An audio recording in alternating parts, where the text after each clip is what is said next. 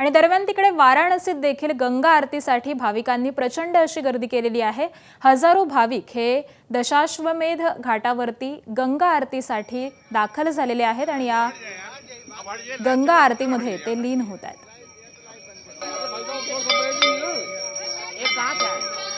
तर वाराणसीतली ही सकाळची दृश्य आपण पाहतोय।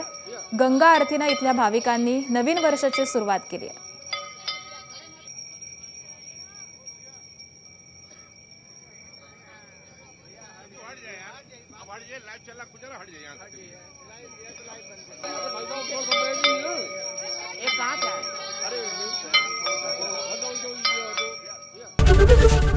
एबीपी माझा, उघडा डोळे बघा नीट।